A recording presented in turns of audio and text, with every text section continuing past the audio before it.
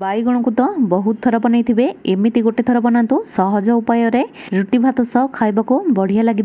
वीडियोटी को पूरा देखिए। वीडियोटी पसंद आसले लाइक शेयर सब्सक्राइब करेंगे। नमस्कार, इतिश्री ओडिया किचन आपन समस्त को स्वागत। प्रथमे बैगण नहीं 250 ग्राम मो कलार लंबा बैगण नहीं आपण पाखे जदि छोट छोट गोल बैगण अच्छी से भी बनई पारे। बैगण को भलसे धोई नहीं प्रथमे दुई भाग करके काटिनेली पुणी थे दुई भाग करनबा छोट छोट पीस करके काटिनेबा। सबु बैगण को काटि नहीं पानी रे पकई नेबा नहले कला पड़ीजिवो। 4टी मीडियम साइज रो आलू नहीं स्क्वेयर शेप रे काटि नहीं एबे कढ़ई बसई नहीं तेल पकई नेली। तेल गरम हो सारा पर आलू को पकई नेबा टिके लाइट ब्राउन कलर हैला पर्यंत आलू को भाजी नेबा।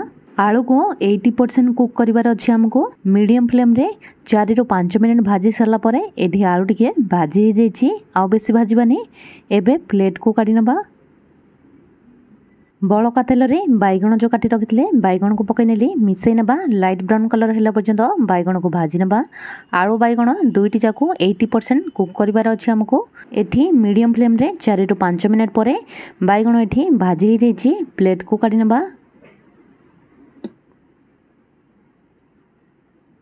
कढ़ई रे अल्प टिके तेल अच्छे आउ अल्प टिके तेल पकई नेली। तेल गरम हो सारा पर गोटे चामच जीरा अल्प टिके हिंगु पकई नेली। पियाज को पूरा छोट छोट साइज रे काटि नहीं पकई नेली। पियाज को गोल्डन कलर हैला पर्यंत भाजी नेबा। एठी 2 मिनट पर पियाज भाजी हो जाइछि। अदा रसुण कंचा लंका को टिके छेची नहीं पकई नेली।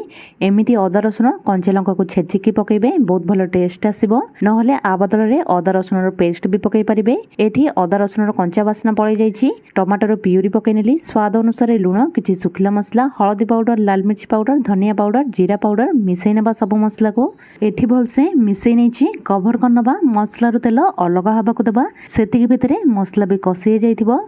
एठी 3 ରୁ 4 मिनट पर मसला रो तेल अलग हो जाइछि मसला भी कसी जाइछि। एबे टिके सुंदर लागिबा पई गोटे टमाटो को काटिकी पकई नेबा। एटा पूरा ऑप्शनल अछि। मिसई नेबा भलसे मसला सहित टमाटो को मिसई नहीं एबे गरम पानी गोटे कप पकई नेली।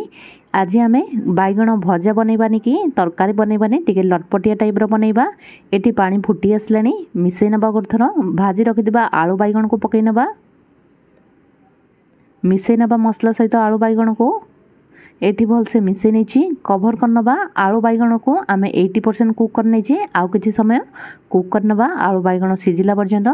एटी 5 ରୁ 7 मिनट पर लास्ट गरम मसला धनिया पत्र पकई नेली मिसई नेबा। भलसे चेक करनबा आलू सिझी ना नहीं देखि पारथबे। एटी पूरा आलू सिझी जाइछि। एठी हमरो लटपटिया टाइप रो आलू बैगण रेडी हो गला।